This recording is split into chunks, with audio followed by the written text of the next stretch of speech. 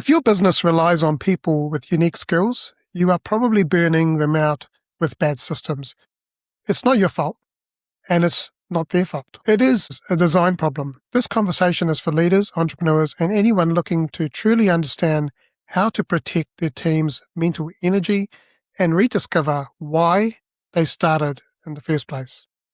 Welcome back to the Champion Mindset Collective podcast. I'm your host, Anthony Dahya. Life often asks us to be resilient, but what happens when those systems we work within actively undermine that resilience? My guest today has a powerful perspective on this, especially for those of us who have felt the squeeze of being truly passionate about our work, but completely overwhelmed by everything else around it. Alexandra Tracy is a specialist in the human-centered AI and workflow design, particularly within the behavioral health. She works to reduce clinician burnout, ease documentation pressure, and build smarter systems that genuinely support people in high-stakes care work. Her approach challenges the idea that busy equals productive and helps professionals rediscover their unique value by offloading what technology can and should handle. She believes that the true cost of busy is often paid in the mental load and lost purpose. Alexandra, it's great to have you on the Champion Mindset Collective. Welcome. Thank you, Anthony. I'm so excited to be here and talk about these very important things right now and the kind of crazy world we have going on. Yeah, this is a topic I really love because I'm currently working with a health professional myself in the space of like voice and chat agents that can do give information, but also provide the booking side of things as well. Very nice. I'm really keen to dive into this. But before we go into any of those questions, I'd love for you to share your journey in life from childhood to now. How did you get here? That's a tough one, Anthony. We've got a lot of time to cover. So I would say that my passion for working with people really started from a young age. I loved doing like the nannying, the babysitting of kids.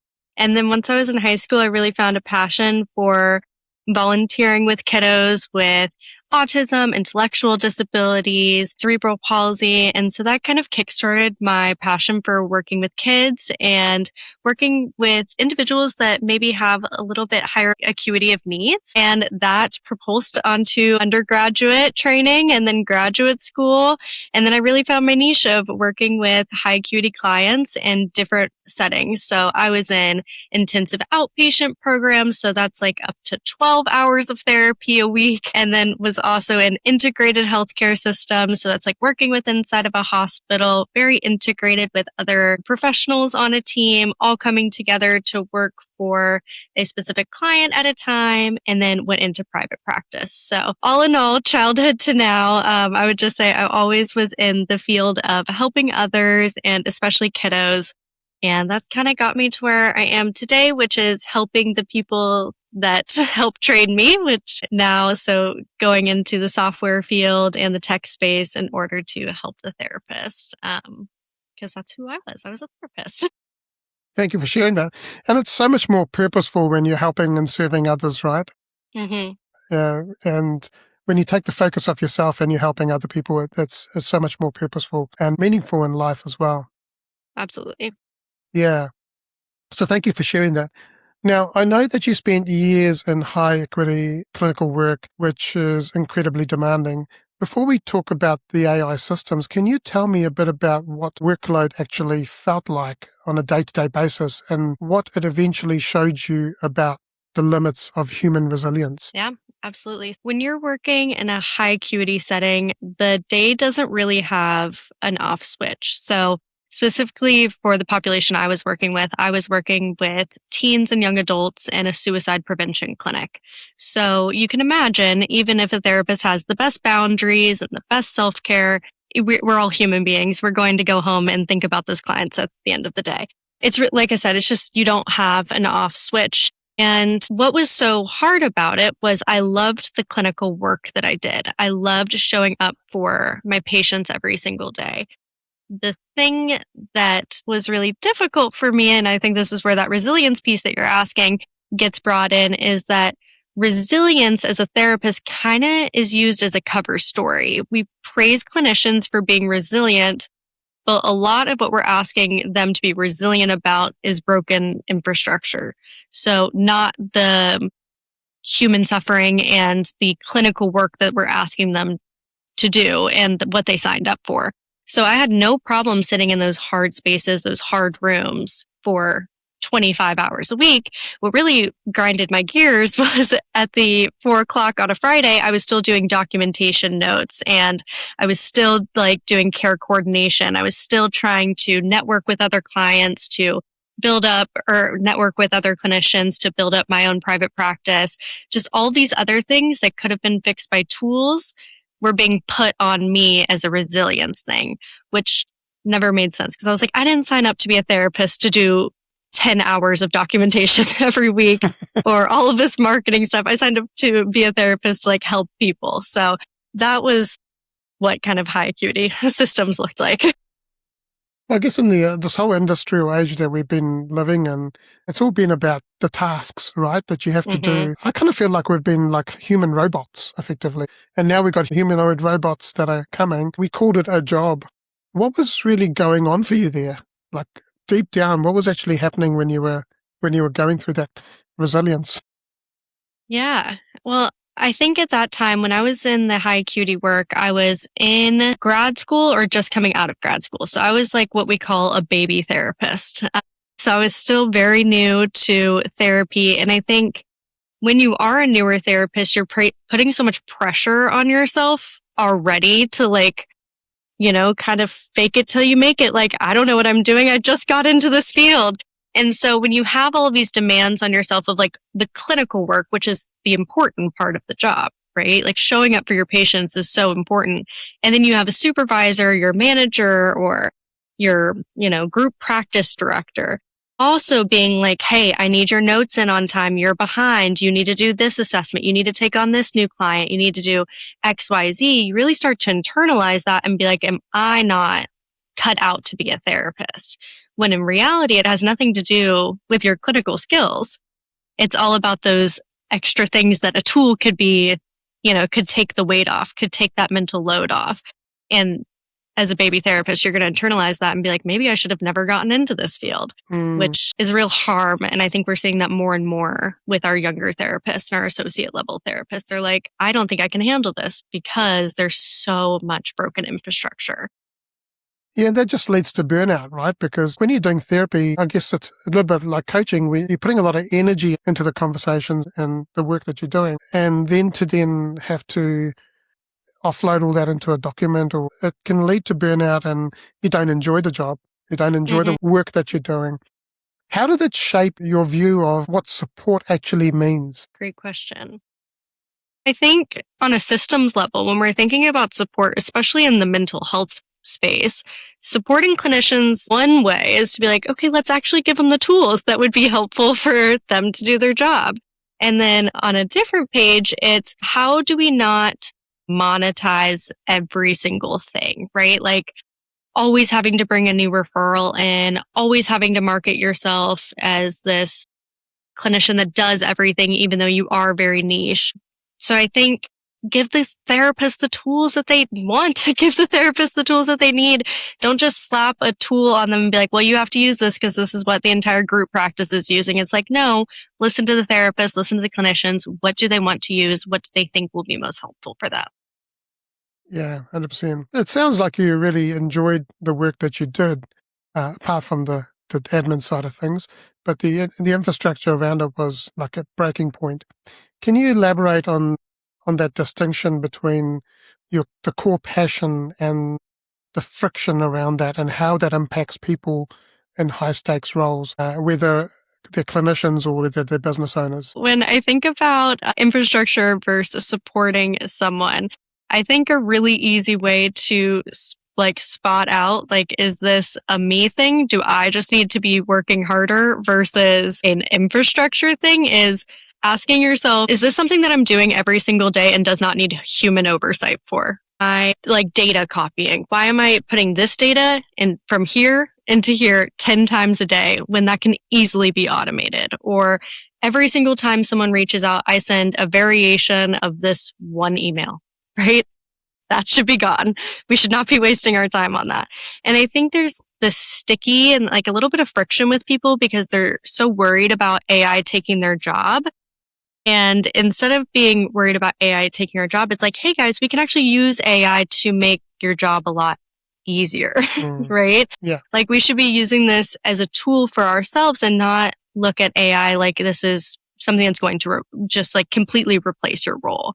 And I think as we see artificial intelligence develop more, we're all going to have to evolve with it and learn. And in order to evolve with it, we have to first understand it. I think really just looking at those repetitive things that you can displace to or let AI take versus internalizing it and being like, is this a me resilience problem? Do I just need to work harder?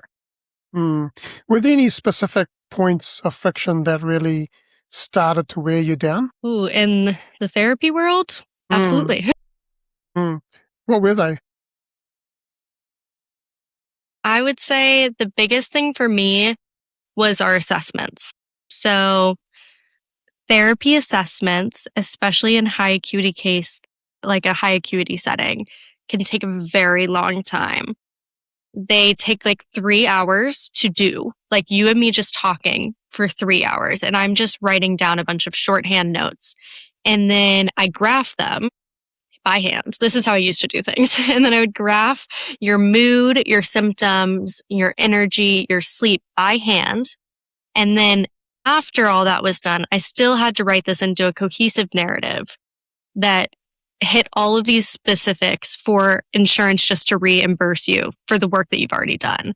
And that was just so mind-boggling to me as a therapist because I was like, this assessment actually did something for this person. Like they learned something about themselves. They left here with a new diagnosis. And I could write an assessment that would get approved by insurance like that very quickly because it has a list of symptoms and a list of duration. But I could also write a really great evaluation report that explains to someone, hey, this is how this is impacting your life. You're seeing these changes over time, and this is what it means. And as a clinician, I always wanted to produce those types of reports because you're going to see them. And I want it to be like, hey, you got something out of this 3-hour thing besides me being like, oh yeah, I'll also see you for therapy, right? I want you to learn something about yourself. So I think that was like my big friction point, my big frustration with the industry as a whole is even the tools that we do have, they're leaning towards this like very billing forward infrastructure. Like, how do we just make all these therapists more productive, more clients? Now they can take on more clients. Now they can do more work. And it's like, no, let's make tools that make the clinical work better. Yes, let's ease documentation burden. Let's use AI to make documentation a little faster because that's what you deserve. And why don't we learn something about the client using AI? Why don't we surface insights? Why don't we? It just never made sense to me. And I feel like every other field got that treatment. Like in the medical model, they have really cool AI tools that can tell you insights about a patient or like flagging to a physician, hey, like you should check up on this. And in behavioral health, we just got left behind. So I think that was just a big point of frustration for me. And I was like, why is no one doing this? And the answer is it's really hard. But I understand that now. Yeah, I guess tools back then weren't as advanced as they are now.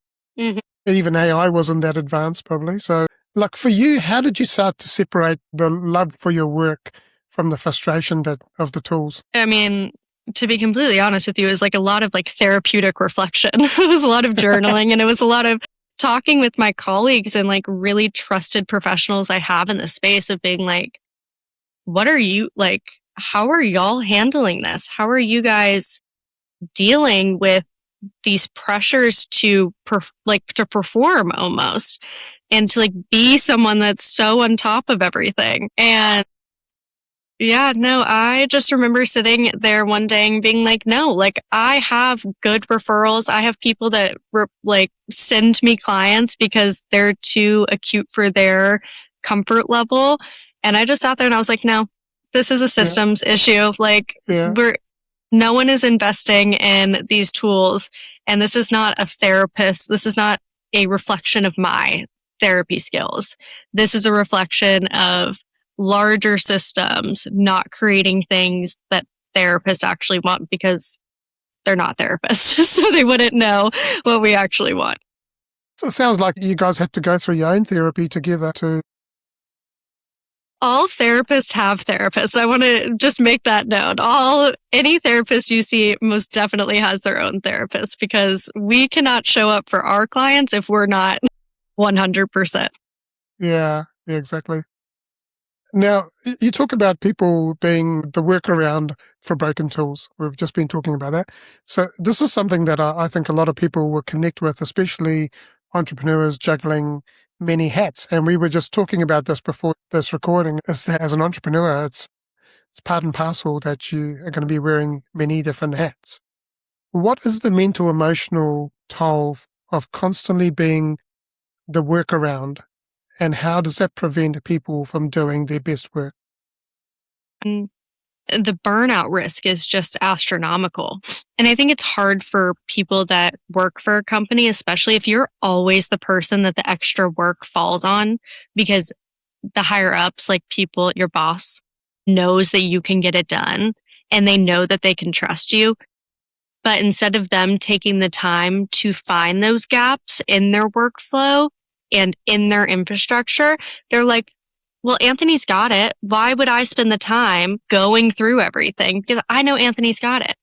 But Anthony is then internalizing, like, I don't feel appreciated. I'm always, stepping up to do more work that isn't part of my job description. It grows on you over time and you start to internalize this and you're like, I can't work harder because I'm doing the job of 3 people. And even your boss or your managers or things like that, they probably have no idea of everything they're additionally throwing on top of your workload because it's just constant. So I think for entrepreneurs and business leaders, entrepreneurs and business leaders, you really have to say, like, okay, just because X, Y, and Z can do this, does that mean they should? Or is it my responsibility as the owner, as the boss, as the manager, to take that time and make good workflows, make the infrastructure, give my people the tools that they deserve so that they can also be the most successful they can be? Yeah, 100%. Yeah, in my experience, when you go for a job or you join a company, you're so excited about being part of that. And then all of a sudden you see all the broken systems and the workarounds and everything. And then you kind of lose your mojo, right? You're like you said, this is not what I signed up for. Mm-hmm. And then there's financial limitations and they can't fix it. And there's, like, people come to me in businesses and I had a CEO of a business last year that said, we've got 1,600 processes. And I said, wow, that's awesome. Well done. I said, how efficient are they? And he said, what do you mean? I said, well, do you realize that a lot of processes are made up of workarounds and band-aids over time? And he goes, oh, I never thought of that. I said, well, because... You should. Yeah, you should. And, humans may not amplify that, but definitely when you put AI over the top of any system or a process or a workaround, it's going to amplify it, It's, 100%. Absolutely. So, if you cannot type in how you do task A to task B into like an AI that like makes a graph of the workflow, there's something that needs to be fixed. Because at the like level of AI that we have right now, you could create, I know Anthony, you and I have talked about this before. Like, you can create so many systems just based off a description of what it should do. And if you can't articulate that and you can't describe that even to an AI, your systems are broken. And you really need to take like a fine-tooth comb through your infrastructure to be like, what is going on here?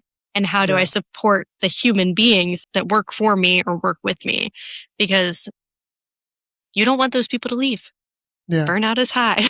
Yeah. My take on this is that if you've got critical thinking and creativity, if you've got the logical brain and the creative brain, and you can define the problem and you can come up with an idea, then all you've got to do, and nowadays with tools, I use Lovable AI, and I don't even have to type, I just talk to it. I just turn the dictation thing on, talk to it, it transcribes it, and it goes and builds the stuff, right? So like it's that easy, but you've got to be able to understand what the problem is and what is the outcome that you're looking for. And most people don't really understand what the outcome that they're looking for. And it's like once you understand that, then the rest of it's easy. And you can use AI to ideate things. What is the mental and emotional toll of constantly being the workaround? And how does it prevent people from doing their best work? Yeah. And I think we pointed at this earlier as well, like that internalization of always being like, I'm just the person that they can punt it to. And I think sometimes people are like, oh, that means like I'm such a hard worker. That should be so great. But at the end of the day, you don't feel you feel undervalued, you feel underappreciated because you're just expected to do it and you're not really being rewarded for it. And moreover, your mental load, like constantly having to keep track of all the little additions that someone else is adding to your plate, right? So instead of being like, okay, this is what I do at my job, XYZ, this is what I signed up for. It's no, I have this additional task that someone punted to me. I know that I have to do this as well because I know that when we do this, it doesn't quite work the right way. So now I have to do this additional thing as well. And then people are going to get fed up and they're going to leave. And that's not good for your business, not good for my business. We don't want people to leave. So that's going to increase your levels of burnout. And then additionally, we're not investing in those people, right? If they're burnt out, they're not going to progress within your company, your business, things like that. And I'm of the philosophy that we should invest in our people. There's a reason you hire people. We should invest in their growth. We should invest in their development. And so when we're just throwing random things on them, we're not really addressing their development. We're not really helping them grow as like a human being or like whatever their job is in your company. So, and then they'll leave. And so then you're really not developing. You're not helping them develop. You're not helping them learn new skills. So I think it's just like an astronomical burnout risk as well as I'm a therapist. So it's not a very therapeutic thing to do. Not at all. And how does that emotionally feel over a long period of time? Absolutely draining. It drains you. You know, in therapy, we talk all the time about filling your cup, whether that be socially or professionally or having like intellectual conversations or, you know, the stereotype of like a bubble bath with like the cucumbers over the eyes, right? Like that is a form of self-care. But like the opposite of that is burnout. And so when we're not taking care of the people that we're supposed to be taking care of, they're also not able to engage in their own self-care, right? So it's just like this big entangled web of like, you're not taking care of someone, they're feeling overwhelmed, and now they're not going to take care of themselves or are not as likely to take care of themselves. And that's going to spill over into like all the people they interact with. So it really is this domino effect of like, we could be doing things one way and we're deciding not to. And we're just taking we're describing as the easy route by making someone else the workaround. But in reality, there's this whole domino effect that's happening. And it's not just bad for like company, but like it's bad for like a human being aspect of like treating people with kindness and with respect and dignity. So it is much larger than people are like, oh, just let Anthony do the write-up. Well, you're basically throwing people, human beings, at a system or structural problem rather than actually fixing the structural problem and system that it's going to make your business and the people who are doing the work enjoy the work that they're doing as well. Mm-hmm. And, you know, you're probably going to get a lot more productivity out of them as well if they're enjoying it. So how do you feel that it impacts their decision making and their creativity as well? I mean, so in therapy, we have something called like the Maslow's hierarchy of needs, which I won't like go into that in super depth, but at the very top of it is when someone can like live out like their full purpose, their full creativity. But in order to get there, they have to meet all basic needs. So like shelter, food, housing, like all of those, like love and secure attachment and feeling safe in their home, right? So when we're not appreciating people, which is on like those lower levels of like the hierarchy, making people feel respected and they have self-worth and they have dignity. I say these are normal, but in the business space, some of these aren't normal.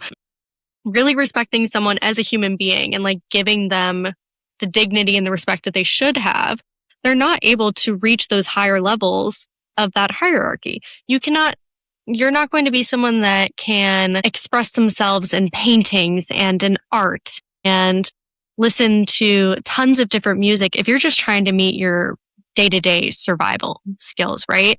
And if every single day you go into the office and it feels kind of like a war zone because it's just so unstructured and it's so stressful and your cortisol levels are through the roof because you're just so stressed on what else might be thrown on my plate, you can't take care of yourself and you can't take care of others and you can't enjoy the things that you should be enjoying in life because you're just trying to get through the day. You're just going through the motions trying to survive. Yeah, 100%. In your work, you help people shift from how do I work harder to why am I tolerating these tools that make me the workaround. What is the immediate and practical way for someone listening today to begin to identify those workaround areas in their own business or the role that they're in? Yeah. If you're a therapist, check out Stewardly. If you're not a therapist, for everyone else, I would say that you have to first acknowledge that this is not a you thing. This is most likely a tools thing. But I mean, like we've been saying, the fastest way to find these areas is to notice friction and dread.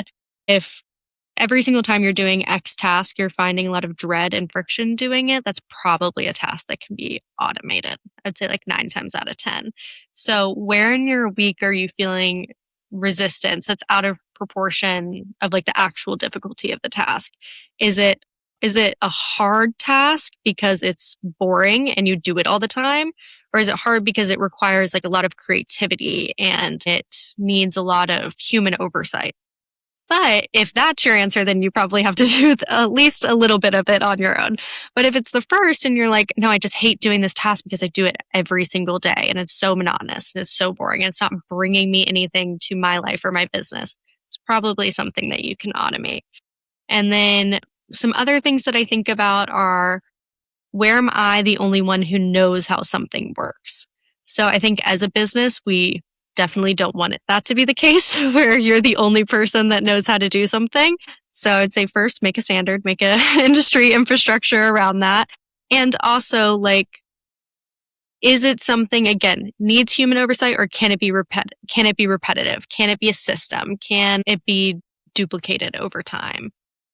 And then I would just say repetition. Repetition is always the biggest one. If you're doing it a lot and it doesn't require much, is the big one. One small step people can take, even this week, is just to pick one single recurring task that drains you and just time it for a few days. So I think with AI, a lot of people are really overwhelmed right now because there's just so much information about AI right now.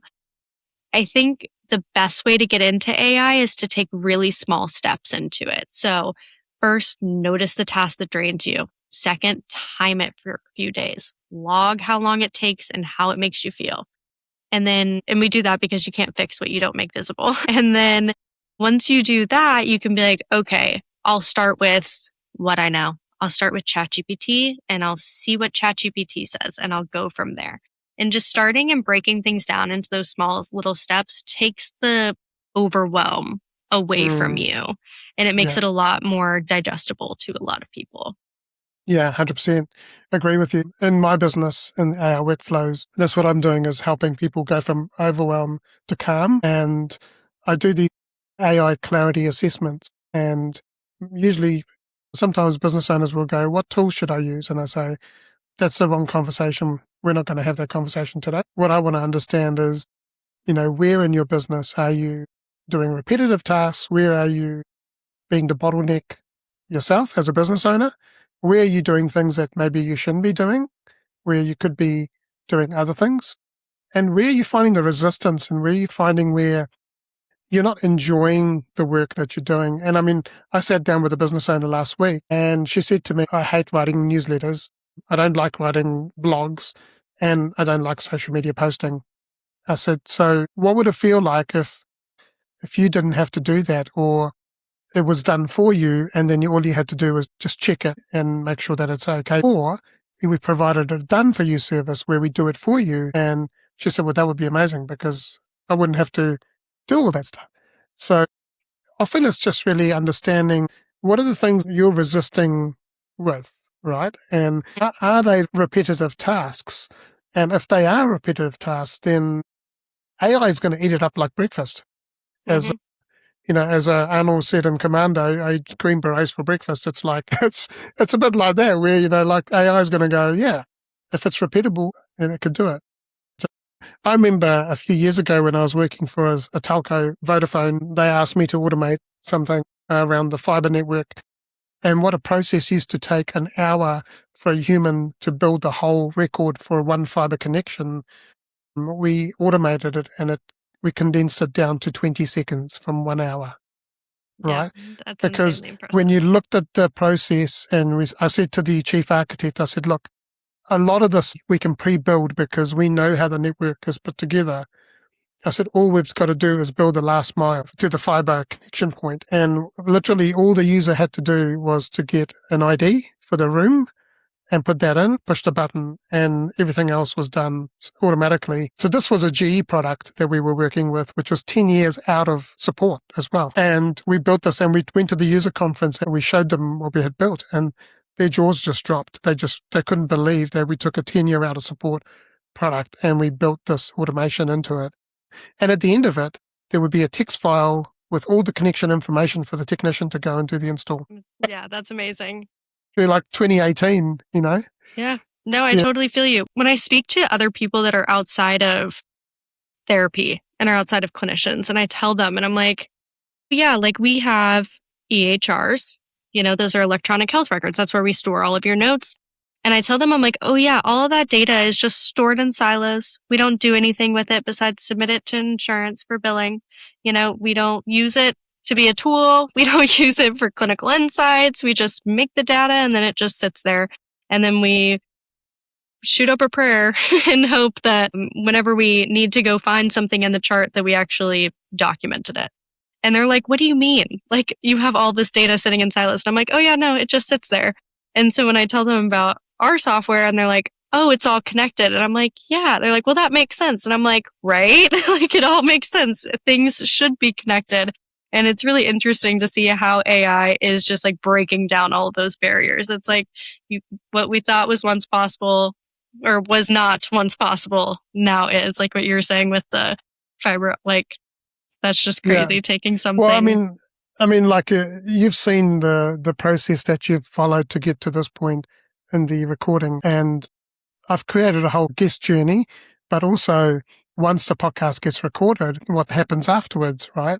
And so just for the listener audience who are listening, like Alexandra filled out a guest discovery form and booking, and then she got to a chat with me, and then Alexandra filled out the interview form and booking. All of that information comes into a platform that I've built, and then from that I generate questions, and once an episode is recorded, then that goes onto a dedicated page with articles, with a guide, and so on. Now, what people may not realize, what happens after that, is that I've actually got that information available to me for newsletters, blogs, and be able to promote the guest even more. And I'm in the middle of writing a book, and I can draw on every single episode I've ever done and draw on the content of that to be able to add that into my book.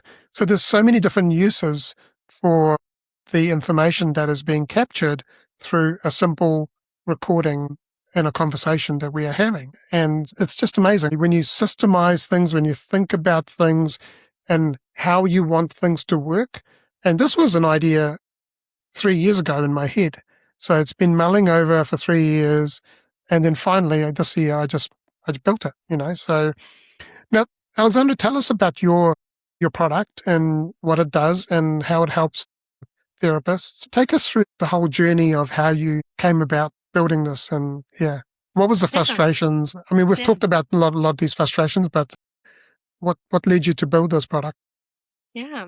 So I would say first, so Stewardly, I would say. So that's our company name, is Stewardly. So we have 2 different products out right now. the main mission of both of them is just to support therapists in different areas.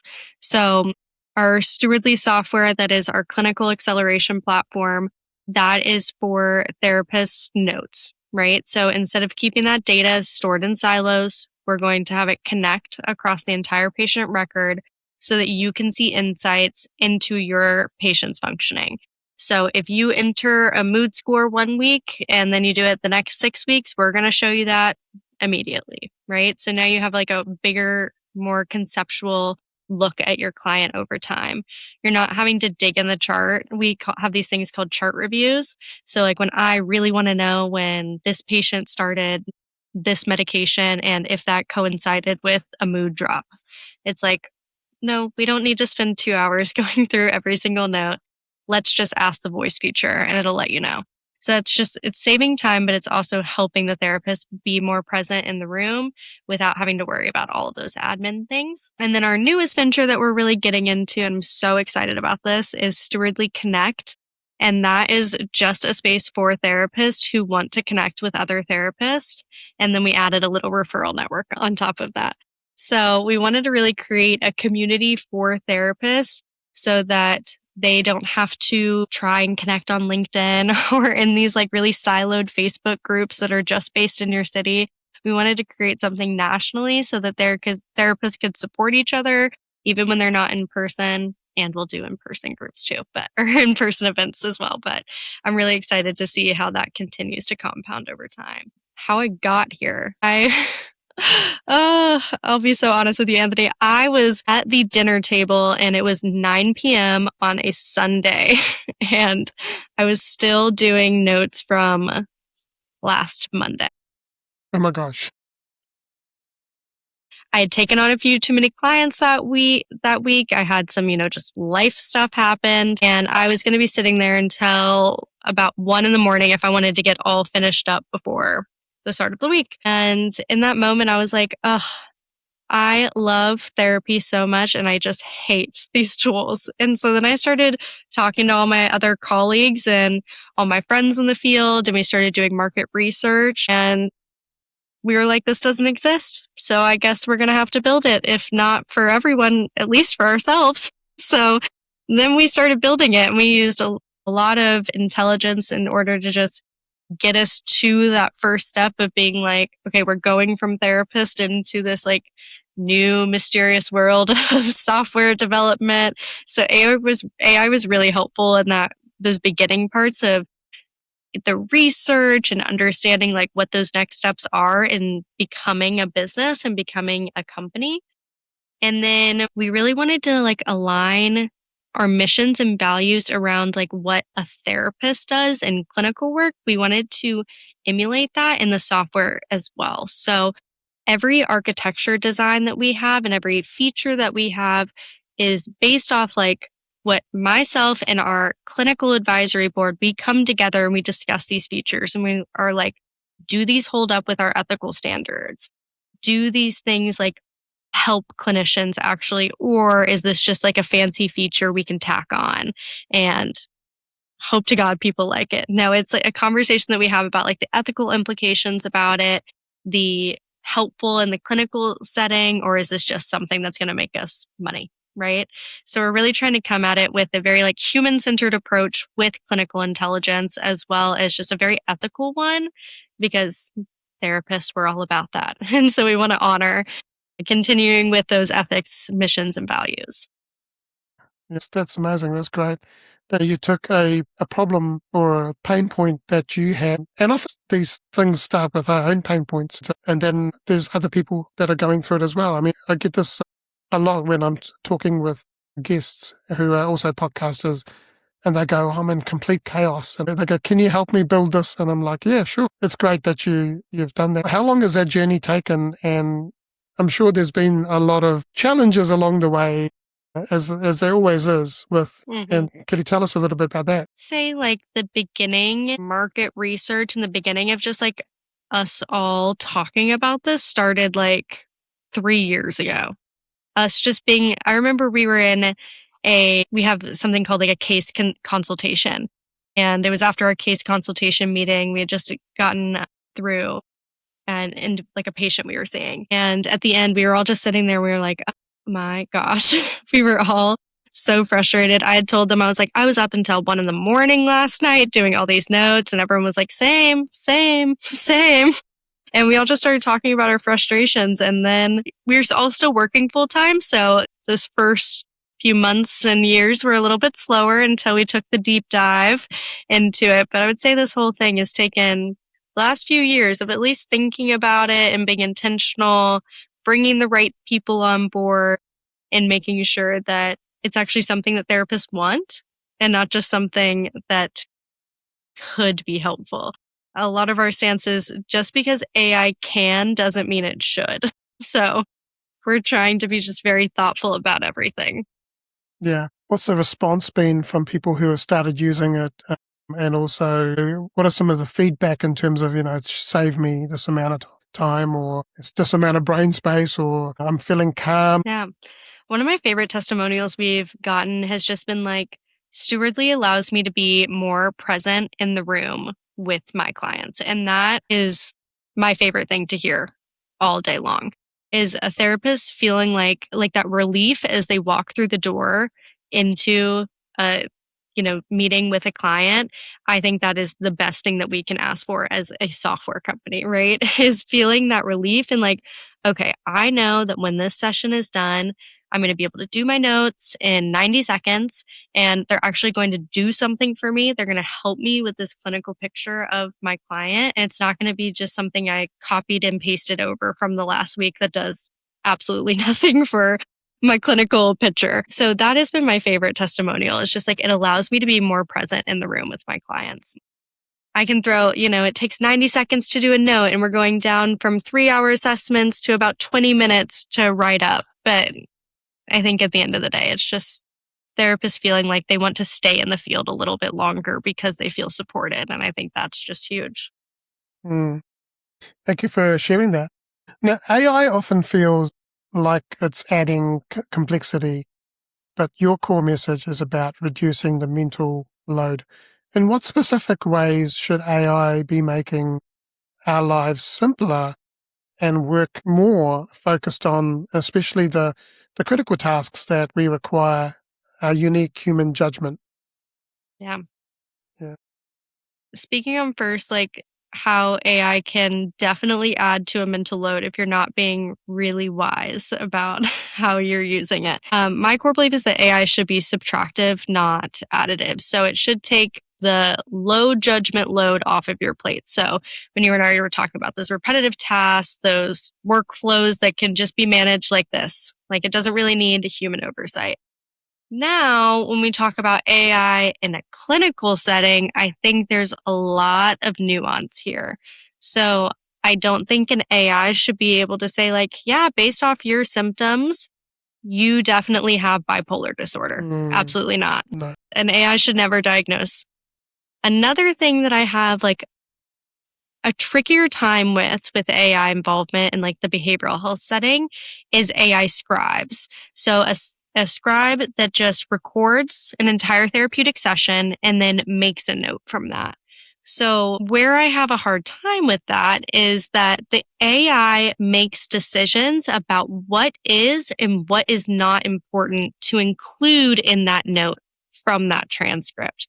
So as clinicians, I think we have a lot of clinical judgment and a lot of nuance about like, hey, I'm not going to necessarily say this phrasing because it could be harmful to the client, right? Like we know that because we're humans, we have clinical judgment, and AI is not going to know those nuance. Or like I may not mention something in a session note because the parents have a custody battle going on. I'm not going to leave anything out of the note that is like medically necessary for treatment and things like that. But because I, as a human, know that both parents are going to be looking at this note, and if they read it in a specific perspective, it just might not be helpful for the client. So I may readjust my language. I may not just include a small part of that note in there. So I think there's just a lot of nuance. And with choosing what AI tools to use, we should be asking ourselves, is this something that a human should be doing instead? I think it's very easy to just go like, well, AI can do it, so we should make it do it. No, no. Every time we're going to AI for every single email or every moment of support you need, we need to take a step back and being like, maybe I should like reach out to a supervisor or a friend or someone in my support network. Because once we just start using AI for everything, I think we're going to see a lot more problems arise. It's Yeah. great, and we have to be mindful. Yeah, exactly. Because we still want to use our critical thinking and our creativity. The human connection is important as well in a lot of Absolutely. respects. It's okay for repetitive tasks that menial things that you don't have to think about, right? Hmm. But where you've got to apply your judgment or your critical thinking to a problem, then I think that's where humans definitely need to be more involved in there as well. Yeah. I think it's always the clinician stays the author and the decision maker. That is Yeah, how AI support and the clinical work should feel. yeah. Where do you see people getting AI fatigue right now? Oh, I'll talk about this in two streams. So, AI fatigue right now, I'm seeing among other like business and like company and executives is because there are so many tools out there, they think they need every single one of them. And so they grab this one, they grab this one, they grab this one, and then they realize that their AI tools are costing them like $500 a month and they're only using like two and they're still doing most of the work manually. So it's like, slow down, let's slow down. Let's try one tool out, see how you like it, see if you actually use it, and then implement it. Let's not just grab, grab, grab, grab, grab, and then hope for the best that it figures everything out. Because, like what you and I were talking about, if we don't have that organization and those workflows in place, the tools aren't going to be very helpful because you have to understand what your problem is and what, like you said, what you want your goal to be in order for the tools to be effective. But I'm seeing a lot of people just buying so many tools and never using them. And then they're like, AI is the worst. And I'm like, you didn't use it the way it was intended to be used. Yeah, So, yeah. A good example is I have Gamma app for being able to do like presentations and so on. But my two go-to tools are ChatGPT and Lovable AI. For me, ChatGPT is my ideation partner. It helps me ideate. It knows me well, and it calls me out on things that if I'm not thinking down the right track. But it also helps me expand on the vision that I have or the idea that I have as well. Once I've done that, then I ask it to write me a prompt, which will then have all of the content, and I put that into Lovable and say, now I want you to go and build this. And again, I don't just let it go. I'm staying across the whole implementation of whatever I'm building. mhm. And I've decided to put blinkers on basically because there's lots of shiny tools out there. So the idea is that if you can, like you said, Alexandra, if you can pick a couple of tools that are going to help you and try those out, and if they don't, then let go and find something that does work for you. And then you'll be a lot more productive and rather than chasing shiny tools, right? Mhm. Yeah. And to your point earlier around the human judgment, so one of the things on the Champion Mindset Collective ecosystem on the website is that there's a chat agent there called Champion Coach. Now, it says coach. It coaches you to the point to get context as to what's happening in your life, and it will probably empathize and say it's normal to go through these kind of feelings, but its job is never to give any advice. Its Mhm. job is purely to give the user or the visitor episodes and articles that they can read on their journey. So it's trying to understand what you're going through, and then it says, here's an episode and here's an article, or here's some episodes and articles that you can read that are going to help you. Mhm. And then through that, they can go to the episode page and connect with the guest who's the expert in that sense. Mhm. So what I've decided is I'm building an ecosystem of a community where each one of my guests, like yourself, is part of this community. Mhm. And if I have a therapist who's looking for the right, the right app or the right solution, then absolutely I'll go, hey, you need to talk to Alexandra because Stewardly is going to be the one that's going to help you do this. So it's, like you said, a referral network where what I'm building is something that is an ecosystem where you don't just come on an episode and go, see you later, but it's actually like an ongoing relationship, how Yeah. we build this together. Well, and I think that's just such a beautiful way of describing like where AI should be involved and the limitations of it, right? Like you've used AI to automate this whole system, like we were talking about, to from the beginning of this podcast to the end of this podcast. And yet we still have the community piece of it. You and I are still having an organic conversation. AI is not, controlling or moderating what this conversation is. It's just two human people connecting and discussing like their shared experiences. And I think that's where we just have to be mindful with AI involvement in general. It has a starting place and it also has a stopping, like a place where we should say, no, this is not a place for AI. And I think you kind of hinted at that as well with some of these like AI therapy chatbots. It's not giving advice. It's not telling you, things that a therapist would say to you. It's not trying to act like your therapist. So I just think that there are ways to be super in with AI and let it do all of these great things that a lot of people can benefit from while still honoring like, hey, we're all humans. We should value human connection and being a part of a community. And like you said, with this ecosystem with Champion Mindset Collective, being plugged in and supporting each other is huge at the end of the day. And no AI is going to replace that, thankfully. No, it won't. This is just it's a mechanism for people to easily connect and be able to go on this journey together. And there's a whole lot of guardrails in the back end that say, do not do this. Make sure that you always do that. And it's got a whole brain behind the scenes that knows what not to do. What is a good approach of integrating AI without creating more noise? I wouldn't even say pick a task because that gets you into like agents and things like that.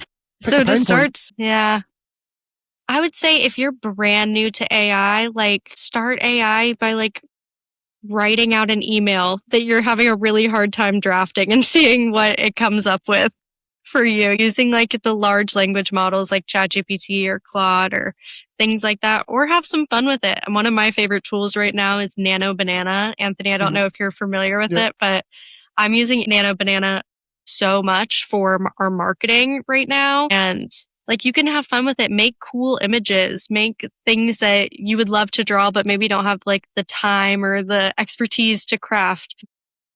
I would just say slow your roll. You don't need to adopt every new tool that comes out. Learn about the company, learn about how long it's been around, learn about the founders, what their mission, values, and goals are. If you're taking a very therapeutic stance against software companies, you can look at it from a whole lens and then always start with I feel like this is 101, but start with a free trial and see if you actually use it. If you remember to use it the next day, because you might not. And then it's just $30 a month you don't use. In the last few weeks, I've noticed how amazing ChatGPT is at creating the thumbnails now. GPT has had a massive facelift with the image production. It is inside Nano Banana. I actually use GPT. They are crushing it right now. Like it is crazy to see what they've evolved from 8 months ago into what they are today. Yeah.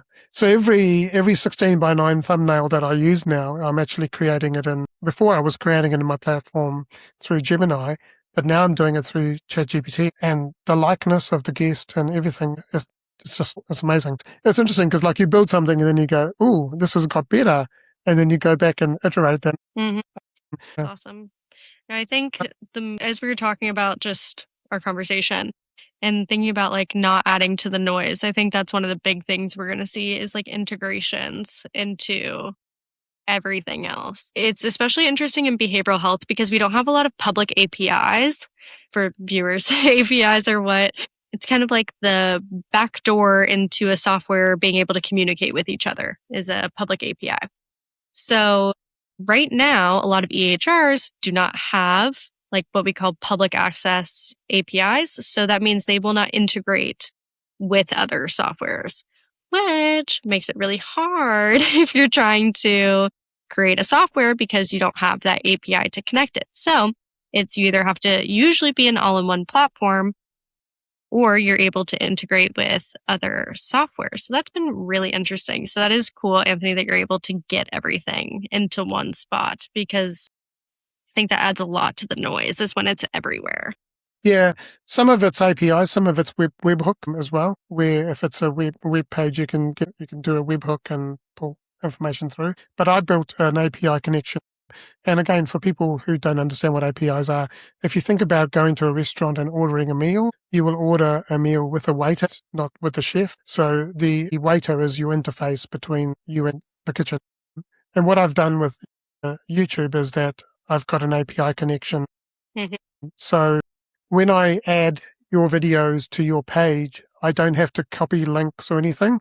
I literally do a refresh on my platform, which then syncs everything. And then I just pick the videos I want and go add, and it adds it to your page. And so a lot of the stuff I've automated, and I can do the stuff in like minutes, which used to take me hours before. It's all the clicks. I mean, I feel you there. I used to put a same developmental history for someone in the chart 4 different spots. And I was like, why am I doing this? Why am I doing this? This is nonsense. This is so silly. It's in the chart once. It shouldn't have to be in the chart 4 times. Why are we're not saving anyone time. You're not gaining anything from me copying and pasting this. But you've also got to ask the question, if it's in there 4 times, why is this something that a process that someone has created? And maybe this process is flawed. I'll tell you what my working theory and what a lot of therapists really feel it is behavioral health is always an afterthought.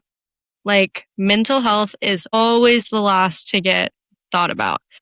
We are constantly given tools that are for a medical model. So doctors seeing people with heart issues or people with, lung issues. We're giving those same tools and we're saying, hey, behavioral health, make it work, right? And so when you do that, a lot of those nuances that therapists were like, we would never include this in this spot, they don't translate because it was an afterthought. It was, hey, we're going to bolt AI on, or we're going to bolt mental health onto the software we already purchased because the medical side wanted it. And so now we're left with, again, being the workaround. Figure it out. This is what you got, so this is what you get. Yeah. Yeah, I feel like before people actually go and apply AI to their business, like you said, go and have a play, see what's possible, and then also look at your current processes and your current documentation and stuff. Can that be structured and can it be made more efficient? And then once you apply AI to it, it's going to actually be more structured and it's going to be easier. Like you said, last year I was working with a lady who was an occupational therapist. Here in New Zealand, there are you have ACC, which is Accident Compensation Corporation, and then you have this Geneva Health, which is kind of like another entity. And you've got all these different forms. And she wasn't allowed to record the conversation with the patient. So she would have to go and try and make notes in her car or do it later. And then she had about 6 or 7 different documents and multiple sections, like you said. And we were looking at automating them. And it was very complicated. Every occupational therapist has their own way of doing things as well. And it's like, well, how do you systemize this? How do you make it into something that's, that is repeatable, right? And that the whole process, we never actually got that off the ground because she was constantly coming up with all these new ideas. And we're like, look, we just got to start with an MVP, the minimal viable product that's going to get you going. And then we'll iteratively add more stuff to this. But no, she wanted everything in one go. And it never took off the ground because it was just too hard. Yeah. I felt this when we were in our MVP stage of being the features are so exciting. And it's just I think it's a little dopamine hit. It's oh my gosh, something new and exciting that we get to test and we get to try out and I get to add this new feature. And it's whoa, slow down. We got to start somewhere and we got to figure out if this can work before we can move on to the increasingly complex things. Like you're saying, it is very nuanced. There's a lot of information. It takes a very long time and a lot of people and I'm talking for clinical documentation. For other things, you could get an AI agent workflow system probably set up in a week. For clinical documentation, it takes months, almost years, or a team of people. Yeah, I've created a system called SSA, which is stabilize, systemize, and accelerate. So to stabilize is in an MVP stage is to just build something that's going to stabilize something. Once you've got that, then you can start to systemize and iterate it over time. And then once you've got that momentum going, then you can accelerate that and scale it, right? When I do my AI clarity assessments, when I write the recommendations, I say, this is in the 90 days, this is what we're going to do. We're going to stabilize for the X amount of weeks, then we're going to systemize, and then again, we're going to accelerate. And the client gets homework to do as well. They've got to go and do specific homework and go and find this information, talk to these people, figure out how the process works, and then we work together on that process. So it's not just like, hey, we'll do all this for you, and then you'll get a product that you might not even like or it doesn't work for you. But it's a journey that you go on together. Tell us how people can connect with you. What are some of the ways people can connect, and also what have you got on offer at the moment? Yeah. So Stewardly, our core product, will be relaunching in July. So that's stewardlybh.com. And if you find me on LinkedIn, I'll give you a few months free. Just find me Alexandra Tracy on LinkedIn. I'll send you a promo code if you connect with me or follow me on there. And I'm always posting freebies on my LinkedIn. So best way to find me is definitely LinkedIn, because that's where all my followers get some nice discounts. And then Stewardly Connect is free right now. So Stewardly Connect, our therapist referral network and community, is completely free. We are not charging for it until we have enough clinicians that it makes sense. So for right now, that's our 6 month to 1 year goal. And our first few thousand clinicians will be grandfathered in at a lower cost. And people whenever they find us later. So I'm really excited about those. Alexandra Tracy on LinkedIn, CY, no EY. And then we also have our stewardlybh.com website, and then stewardlyconnect.com. And I am on both of those platforms. So you can find me there as well. Awesome. We'll put those links in the show notes, but also on the episode page as well.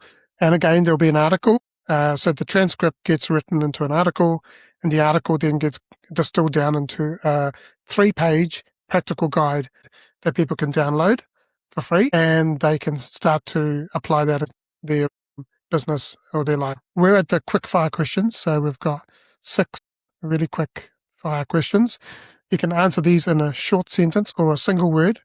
And the first question for you is, how do you define success, and has that definition evolved for you over time? Success. Yes, it has changed over time. And I would say my definition of success is flexibility and collaboration at this point. Who's been your greatest inspiration and why?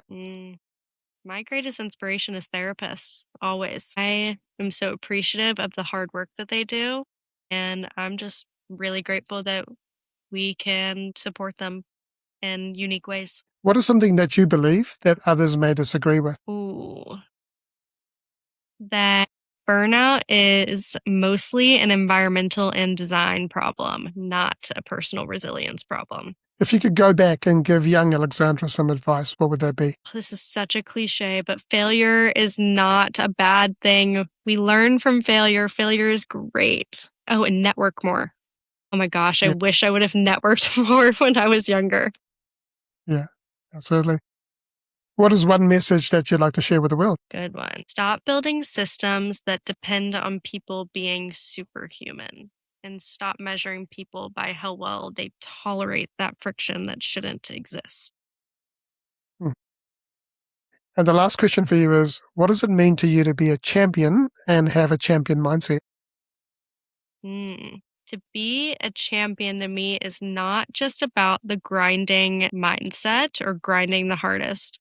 It's about refusing to accept it's just how it is and being willing to build the next better thing. And I got one more question is, what is your favorite mindset quote? The reason I asked this is because it's going to go on the website. So when you first land on the website, there's a whole lot of quotes that cycle through, and this will be added to it. I don't know if you'll have to tell me if this is too therapy for you, but my personal mantra that I live by is pain plus acceptance is just pain, but pain plus non-acceptance is suffering. It's true. It's my favorite. Yeah. So, In a recent episode with an ultramarathon runner, Jason Dunn, he said, on one hand, struggle is something that he avoids, but on the other hand, he's like, bring on the struggle, because either way, you're going to go through struggles in life and suffering, right? But it's how you look at it and go, am I going to let this stop me, or am I just going to lean into it and fuel me? yeah. Yeah. No, it's such a mind thing. And I think it depends on the person that you are at the stage of your life that you are, right? Because someone that doesn't have those like basic, like what we were talking about, those basic needs taken care of, and they like get presented with something that's struggling, it's gonna be a lot harder for them, or maybe a little bit easier depending on the person and their internal coping strategies and things like that. It's a lot harder to see struggle as something that you can overcome when Yeah. everything always feels like a struggle, if that makes sense. Yeah. So it's all about the mindset and your perspective.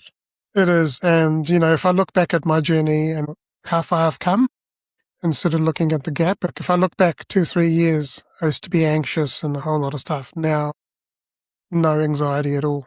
It's like, because I've healed, let go of all that stuff, and I'm living in the present moment, and in the present moment, everything's okay. Yeah, So, absolutely. yes, a lot of people don't do things because of fear. But for me, the way I reframe fear is that fear is my friend, it's my companion, and it's giving me feedback. So the more I listen to it and the more I lean into it and do it anyway, then there's nothing to fear about. Yeah, I think people are always trying to push down their emotions all the time. It's like fear is scary, so I need it to go away. It's like, no, you can do this thing and be scared. You can do this and be sad. You can do this and be angry. Like, we don't have to live in these like absolutes of black and white. We can live in this gray area. We can hold both things at the same time. Opposites might both be true. Yeah, it's no different to if you have a fear of crashing and accidents and things like that, you still drive your car. If you have a fear of flying, you still get on a plane to get somewhere. And most people will get on a plane. So unless you've got really chronic anxiety around it. But it's like whatever your mindset is going to determine what's going to happen, what you're going to draw into your life, right? So, and it's not just about positivity, but the more you believe that everything's going to be okay, the more that chances are that that's what's going to happen. If you take a battery, it has a positive and a negative charge. It doesn't mean that one part of the battery is bad. It just means that without the positive and negative, it won't work right. So you just gotta lean into it. Alexandra, well, it's been an amazing conversation. Thank you so much. This was fun. Yeah, this was a great time. It is. It really makes us think about energy and where it's going and what we are valuing in our unique human contribution. And this idea of not being a workaround for broken tools and using technology to give us back the mental space. That is something that I think everyone needs to hear. So thank you for sharing your journey and also for bringing this new product into existence who's going to help therapists as well. And, thank you. Yeah. And you'll find all that information on the show notes and on the episode page. If you found this episode helpful, share it with someone, a friend, or someone that can benefit from this. But also, remember to subscribe. I just looked at the YouTube stats the other day. 94% of people that listen to this podcast have not subscribed. 94. That is such a high percentage of people. Well, hey, your funnels must be working though, because they're watching you. Must not be on YouTube or something. Maybe they're watching you on your homepage. They're like, I don't need to go to YouTube. Well, it still counts on YouTube. But, it doesn't take much effort to just push that button and subscribe. And look, the more you do that, it's going to get this out to people who actually need help. And so people that need to hear this message. So please help me by subscribing and getting this podcast out and this episode out further. Lastly, if you're a business owner looking to free up your unique human judgment and offload repetitive tasks, consider booking an AI clarity assessment with me to find how best automation opportunities can help you in your business. It's easy. You just go to aiworkflowsagency.com/AI-clarity-assessment. I'll put the link in the show notes and you can sign up for that. Thanks for being part of the Champion Mindset Collective, and we'll see you next time. Lastly, I just want to say you are loved, you are worthy, champion your life, champion your greatness, and have an amazing day. Thank you.